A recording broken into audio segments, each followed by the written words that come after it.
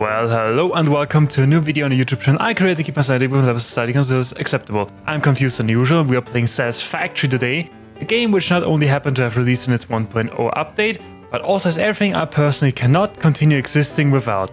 That being heavy machinery, nature to destroy, giant badass constructions, strange alien whatever that is, copious amounts of sweet black pollution, conveyor belts, a total lack of any direction, and being the most confused and the most competent at the same time. And oh boy, are we in for some crazy insanity. Time for a new game! Right here we can choose a starting area.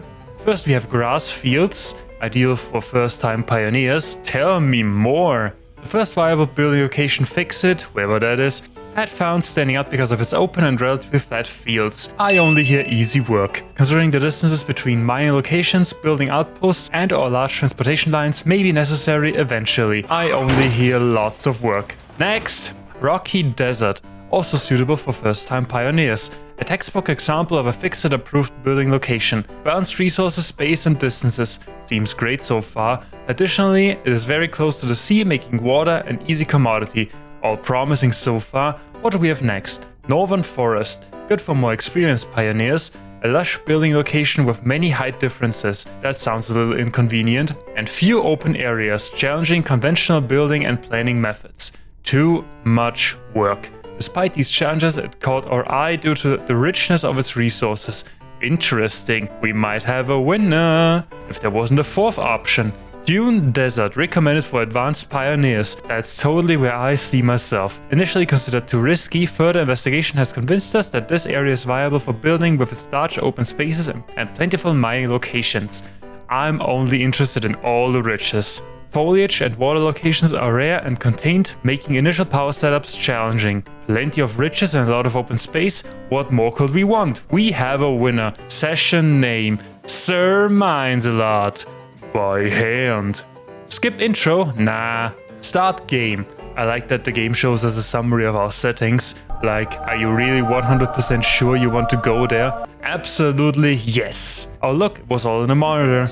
So we happen to be in space. What follows is an introduction to the game. But the most important part is... exploit. There's a little more to it, like... setting up and managing efficient pipelines, outposts, and power infrastructure. Which we'll definitely do.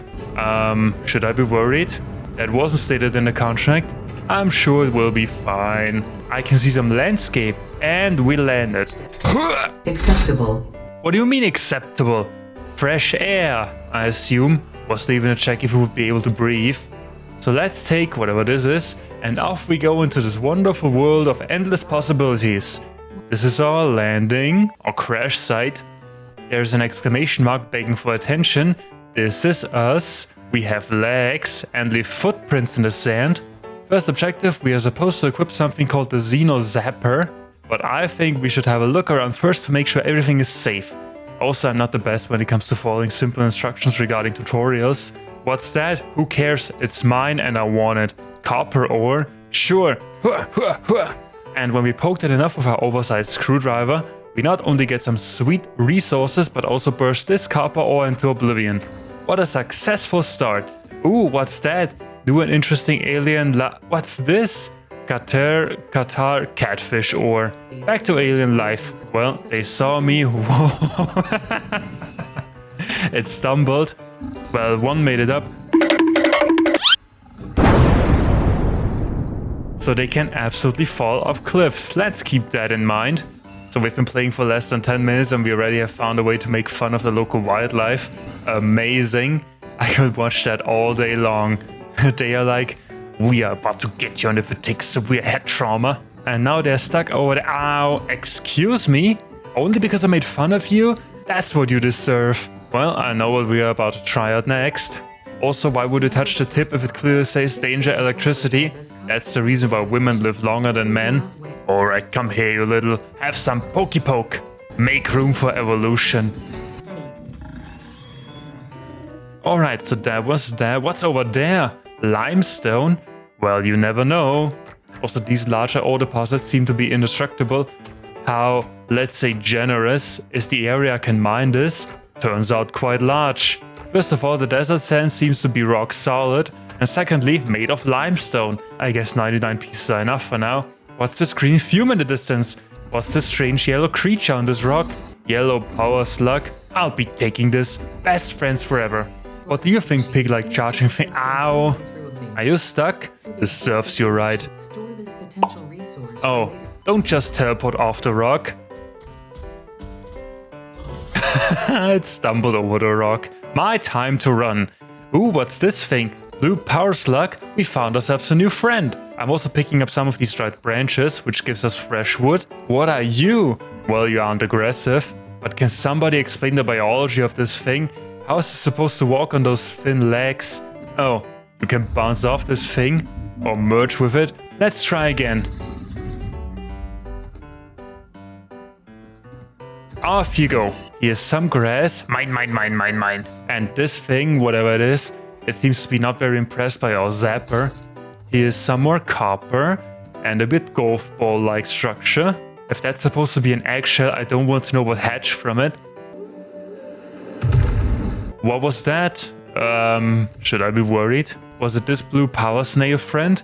More likely this thing. Ow!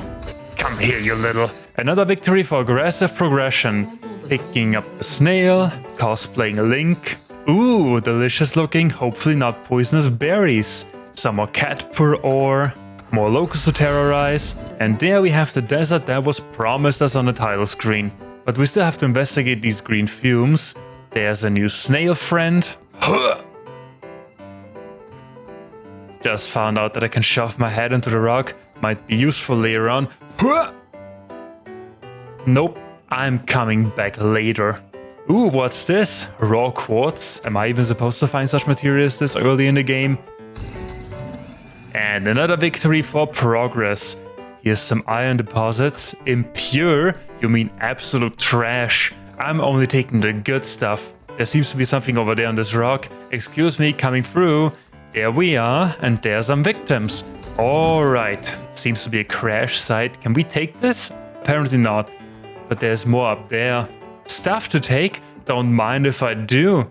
Don't know what this is good for, but we might figure it out. And on top we have this drop pod, which requires an offering of 5 somethings to reveal its secrets.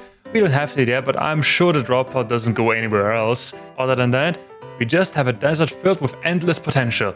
So let's stop our exploration for now, walk back to our drop pod, as the tutorial tries to make me for the last 20 minutes. It's not really as far away as you might think. I really would like to keep it around as some kind of trophy, especially because of the beautiful black crater we created. But the game won't continue, so let's just dismantle it, which gives us 10 iron ore, and even removes the black crater below it. If only my cleaning equipment at home could be this good. Next task, gather some iron ore. Good thing we know our surroundings so well. There we have it, sweet, pure iron ore. Gimme, gimme, gimme. Okay, next task, build a hub. But first make sure we have enough supplies. Oh, not enough space for more iron ore. The crash site seems perfect. Can I place it on top of this rock? Players on the way. Maybe. Onto the smoking wreck of a transport ship it goes, flying into existence out of my pocket. Excellent. Now we have a beautiful foundation, which I assume we have to build up with those hub upgrades. Ow. Here's our cozy crafting bench, and the hub terminal telling us stuff it wants us to do. And here we can select hub upgrade 1, which requires a sacrifice of 10 iron rods, requires iron ingots, which we can make out of iron ore. Everything makes sense so far. And simply by clicking or holding, we can turn a heap of iron ore into beautiful shaped iron ingots. I also noticed that our crafting button turned orange like it would overheat, and I totally like the threat of an explosion blowing my arms off because we were doing too much manual labor. Ingots to rods, off to the hub guards, and now we have a nice iron frame around our hub. The hub guards also gave us access to a storage chest where we can deposit all of the crap we collected, except for all of these. They might be useful to have around. Hub upgrade 2 requires rods and plates, no problem. And 1 and 2, have fun with this stuff. This upgrade gives us access to a biomass burner in the back of our hub. Currently we don't have machinery requiring power. Everything looks scarier, irrelevant items. Don't tell me what I should or shouldn't shred, game. Sadly I can't burn anything other than leaves and wood. I also noticed we have a warning sign here. Caution, area under construction. Who exactly are you trying to warn here? I'm sure the natives don't even know what a pencil is. Anyway, hub upgrade 3 requires a new type of resource, wire. which we can make from copper. More types of goods require some expansion, so let's make sure resources are mined while we take care of that. And that's where the equipment workshop comes in. I should probably place it near the hub for easy and convenient access.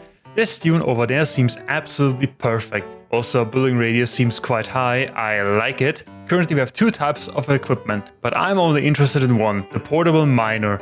Getting some resources, and there it is. Don't worry, little guy, I'll take good care of you. Handling this miner is super easy. Simply place it onto a resource node and it will do work for you. And I love not doing work myself. Do we actually have to place it onto the resource itself? Since we already turned sand into iron ore. Good news, the miner doesn't mind. There we go, beautiful 80 iron ore per minute. Now I'm wondering, how many portable miners can we place onto this iron ore deposit? Well, only one way to find out. And the answer is quite a lot. If you're wondering, I could fit 328 portable miners onto here, each mining 80 pieces of iron ore a minute, which is 26,240 iron ore per minute. Now that our supply of iron ore is permanently secured, it's time to look for some sweet copper ore.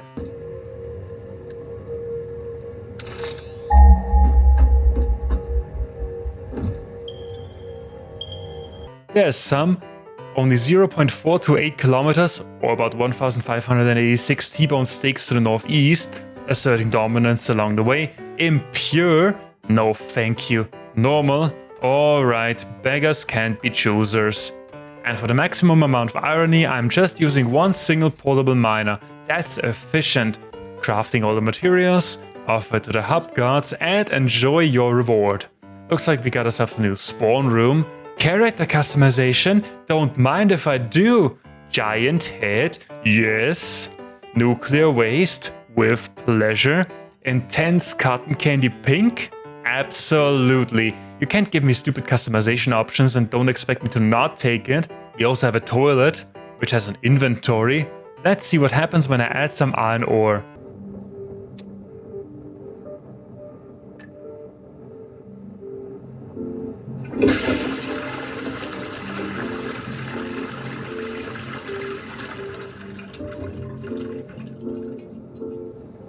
Didn't know what to expect, to be honest. Milestone 4. New resources, concrete, which can be made from limestone. You know the drill by now. Sonar, running, impure, terrorizing natives. And we have conquered a pure limestone deposit. This time I'm not placing one but two portable miners. Everybody needs a friend after all. Crafting materials, sacrifice, and upgrade. Upgrade 5 requires the same things we are already having access to, only in larger quantities, so this took no time at all. This upgrade also unlocks the last puzzle piece we need to properly start automating, the Miner Mark 1. Crafting, collecting our resource taxes, more crafting, and upgrade. Same goes for upgrade 6. Start small and work your way up, just like a real-life career. Only that a real-life career doesn't reward you with new unlocks. How do you like your crafting bench? Skin, melting, hot. Please the hub gods one more time and upgrade. We have our own cargo ship at our disposal. Sick turn right there, by the way. From now on we don't unlock upgrades anymore, we're talking tiers and milestones. And there's quite a lot of stuff to do. First milestone, foundations. Requires resources we're already having available. But now we need to think bigger. And this is where heavy machinery and automation starts. Because they are the most important and closest, we're starting to automate iron and copper ingots using smelters. There is one, connected power. Right, we need to burn something to generate power. Help me out here, innocent nature I collected off the ground. Here comes smelter number 2, awkwardly facing smelter number 1. Just inhaling some of my success. Shoving in all the materials. Oh, a big red button. There are two things you should never let me have access to. Responsibility and a big, red, tempting, juicy button with an amazing nuclear warhead thingy on it. Press! Well, didn't launch any nukes, only our cargo ship. I assume we send resources to our mothership and get blueprints and progress in return. Fine by me. And it only takes 2 minutes for it to come back. But then we have access to sweet foundations we'll put to good use later, trust me. Milestone 2, logistics, same as before. Look who's back for another run. Before we finish off this milestone, let's take a few more steps into automation, namely constructors. Has one input, one output, does what I'm telling it to do, in this case iron plates, and doesn't complain. The perfect worker. We are connecting the iron ore smelter to the constructor using the best invention humanity has ever achieved. Conveyor belts. Can I run those through the dunes? Oh yes, yes I can. They are perfectly shaped ingots. Taking a quick bath in some hot sand. Very relaxing. Before coming out, going into the constructor and then being pressed into iron plates. We have just doubled our efficiency. Since this worked like a well-oiled machine, let's do the same with wires. Conveyor belt, copper ingots, through the dune, resulting in perfect wires. Feeding our cargo ship, and after the sky guards it goes. Milestone 3, research, or hiking. Requires a new type of material, screws. Hopefully we don't screw this up. It also unlocks something called the MAM, which allows us to do some research of the local everything, and unlocks even more stuff. I totally can't wait. Also screws require iron rods as input, so let's set this constructor to iron rods, and build a second constructor right in the next student valley, so our lovely rods can enjoy a hot sand bath as well. And I really love to build through the landscape because I'm not supposed to do. Almost forgot that now we can use conveyor splitters and mergers to become even more efficient and produce screws and plates at the same time. Split the ingots right here, set up a constructor, and build another sweet conveyor belt through the dunes. I'm glad these loose ingots don't fall off the conveyor belts in this decline. Readying all the required resources and off you go. Done with tier 1 in absolutely no time. Continuing with tier 2, which unlocks the most important item in the entire game, the chainsaw. Sadly we need milestone 1 part assembly first. Tier 1 milestone 3 allows us to make use of the MAM, shove in a bunch of stuff and see what you can get. Like alien remains, catnip ore, my favorite thing, food, power snails, quartz, you get the idea. Most importantly are the power snails, because they allow us to set our factory into unhealthy overdrive, which makes more resources basically for free. And I like to imagine that we just shoved this innocent snail creature, which was just chilling on a rock minding its own business before we passed by, into a tiny power cell to abuse its powers for all eternity. The rebar gun? Tell me more! This stuff isn't really hard to come by, but all of this running is inhumanely tiring. Lucky we have a piece of equipment called the Blade Runners. Artificial legs which support your own legs while running so you don't have to. Requires something called silica, and I thought this was just bleached concrete. Silica is made from quartz, like this, annoying the local fauna, or this, normal.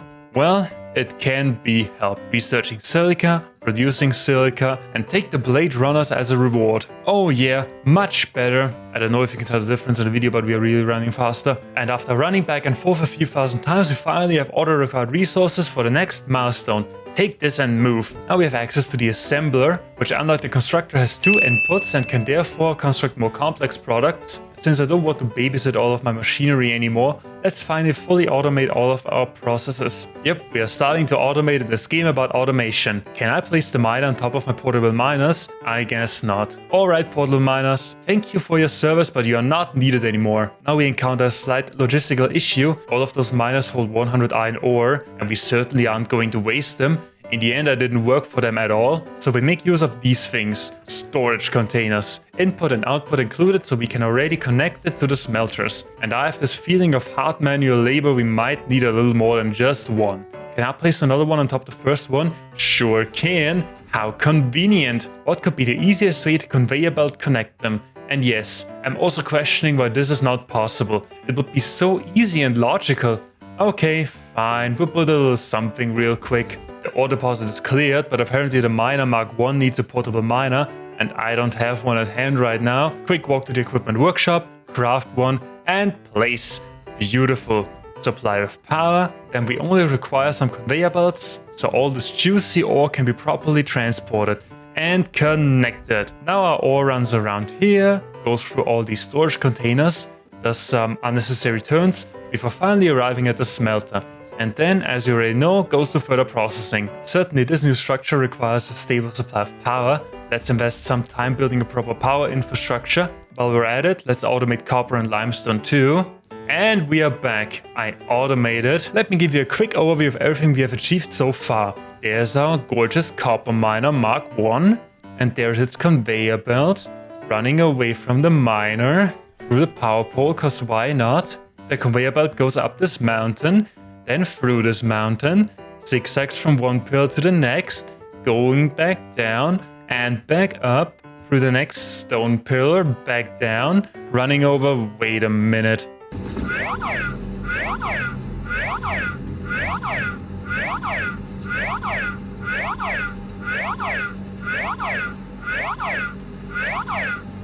Okay, whatever works for you, conveyor belt. I'm not questioning it. Back down where it intersects with another part of this conveyor belt system. Alongside here, another intersection with another part which doesn't even have ore on it. Through this tunnel, down here and back into the sunlight. I hope you aren't bored yet because we still have quite the journey. Running alongside this rock, up, up and up. Passing creatures which seem to be shocked because of all this awesomeness. Doing a little roundabout here. Sick sliding there, bro. To these plateaus, meeting another part of the conveyor belt, sliding down there. Enjoying the view. At this point I'm running for 8 minutes. Oh, how I've missed the ground. Here we have the intersection from the beginning. Back up because we haven't had enough. Why am I like this? Passing these toxic fumes, probably okay for the copper ore. Sharp turn to the left. Another intersection. Back onto the plateaus. Astonishing view of the forest nearby included. For meeting another bunch of confused creatures. Getting up to the crash site. U-turning. Meeting those creatures once again. More plateau running. Passing some sulfur. I told you we still have quite the journey. Dropping down here. Ow. Following this valley. Bragging with more sick sliding. Passing another copper ore deposit which didn't make it into the being exploited for maximum insanity club. Cutting through another intersection as I'm slowly becoming desperate for words. More local fauna. Down here where we just catch up with the first pieces of copper ore. I really want to finish this so we won't waiting for it. More zigzagging. To be honest, when I built this it didn't seem that long since I always had to wait for iron plates in order to build more conveyor belts. Following this valley, into the cave, coming out the other end and going back up. More valley, up and down, squeezing through here. At this point it's probably not even funny anymore.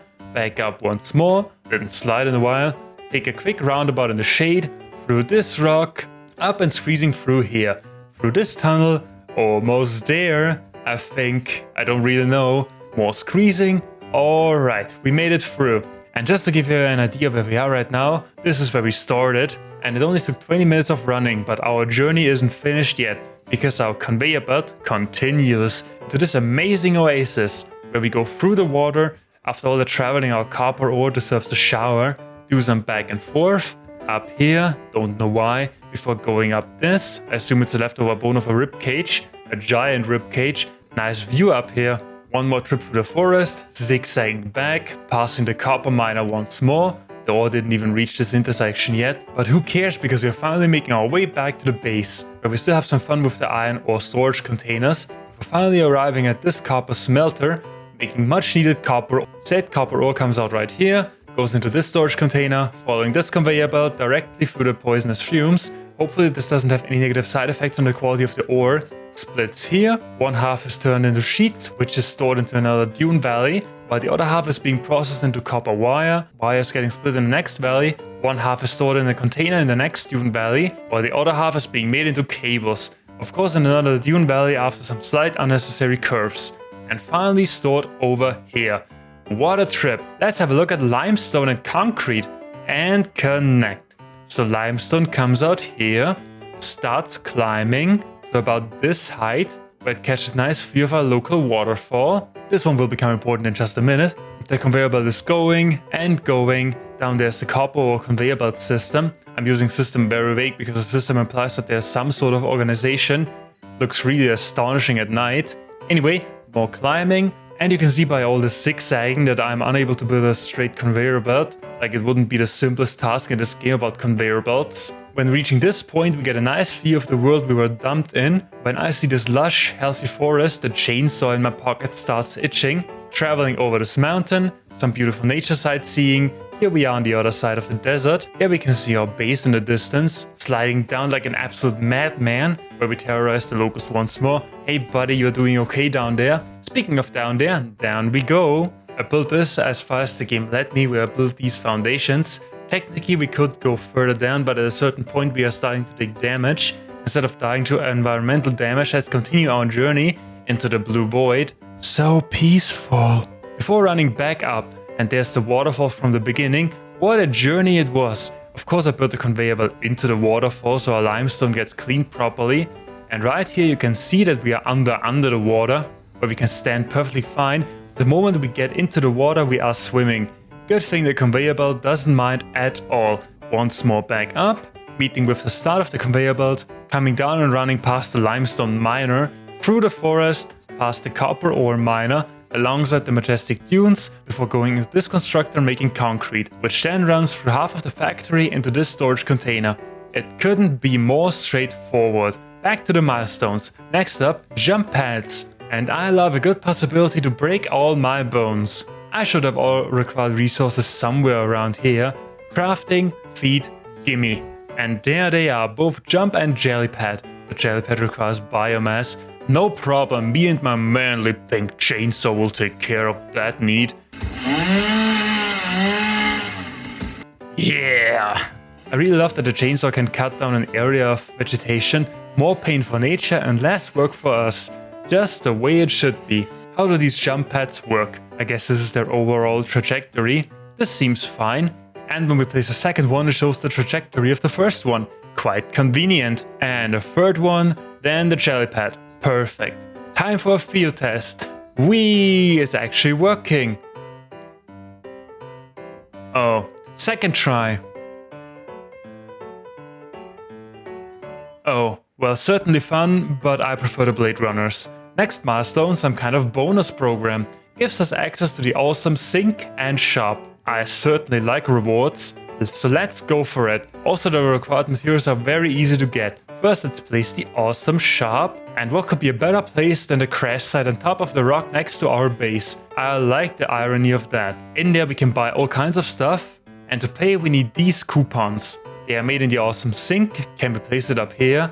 Nope. In the desert then. Build a storage container for all the trash we want to get rid of. I mean coupons for. Running a conveyor belt around it. If you made it this far into the video, you shouldn't be surprised anymore. Let's test this with some iron rods. Getting some points. And there are our sweet coupons. After all that stress we had building, we deserve to go shopping. And I definitely want this coffee cup. And this factory card. Is it Christmas already? How do I build this? It's not in the building menu. We will figure it out after having a nice sip.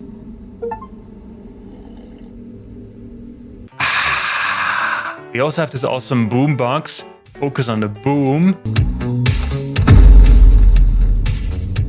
Yeah! One milestone left. Logistics Mark II, which includes better conveyor belts. Just like that, I'm sold. 3, 2, 1, go. Alright, so far so good.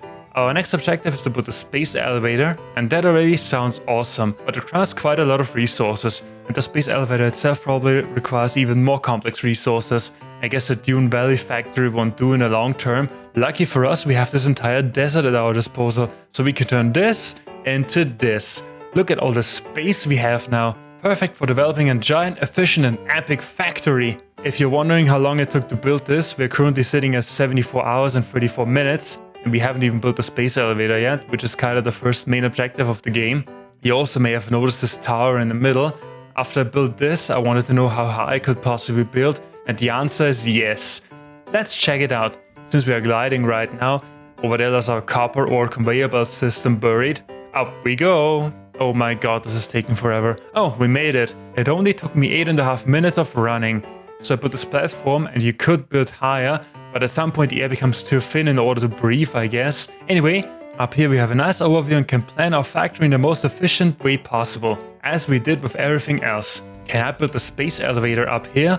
We certainly can, but I think I have a more fitting place. What's the purpose of a space elevator if you are almost in space already? Whoever wants me to build a space elevator can send down a space truck instead. You probably remember the waterfall where we built the limestone. Could there be a more perfect place?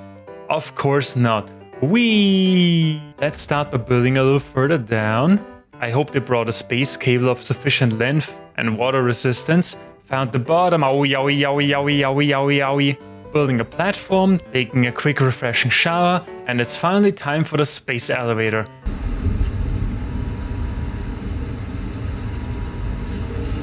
Oh, suddenly we have an orbital station. I can only imagine what these people up there must have thought when we built the space elevator down here. Project assembly initialized. Shut up, Ada, I'm doing the explanation here. Space elevator needs this stuff and gives us more stuff to mess around in the future so we don't complain. In the first step, smart plating, made with reinforced iron plates and rotors. Nothing we can't provide.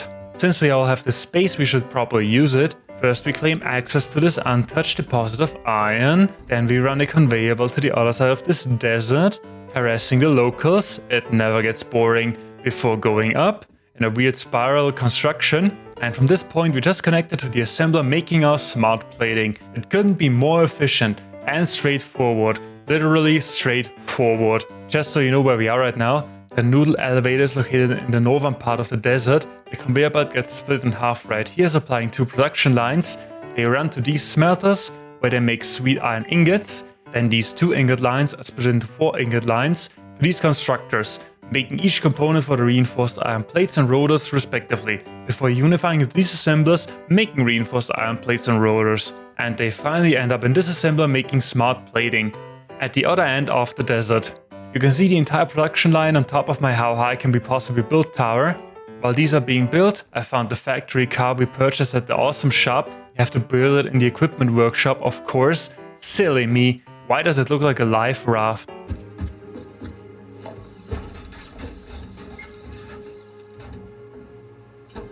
Wait, that's it? I spent 10 whole coupons I made with mercilessly slaughtering the local wildlife? Oh. I totally forgot we chose the giant helmet. But hey, we got our own cockpit now. God, this looks so awful. When driving around, I look like a remote toy car.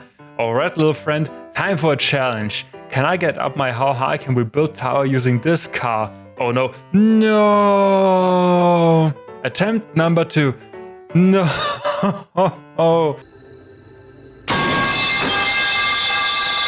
Quite sturdy, isn't it? Oh hey, we made it up. It only took me 38 minutes full of concentrating and offering 90% of my remaining sanity to the sky gods.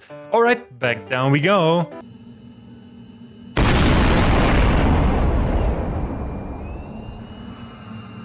Yeah, that's right, just drive it off. I really love that we can see our own butt when zooming in.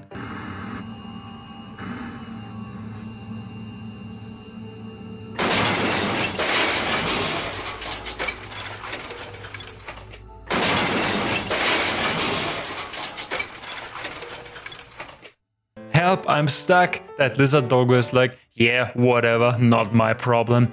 Back to the smart plating.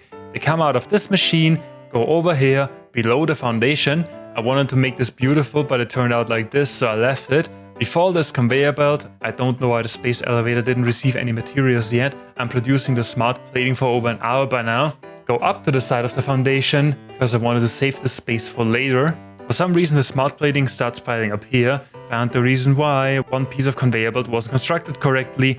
Problem solved. Smart plating runs down here, nothing too crazy. Just a normal conveyor belt with this view in the background. They come down here, go around, owie, owie, owie, owie, owie, owie, owie, owie. Go around, before finally entering the space elevator. And what a journey it was. Now we wait until already full. The results speak for themselves. Now we seal. Watch this nice preview of what we're about to wreak havoc with. And send. Bye, have a safe trip. Alright, that was phase 1, continuing with phase 2. It only requires a bunch of stuff we don't have yet.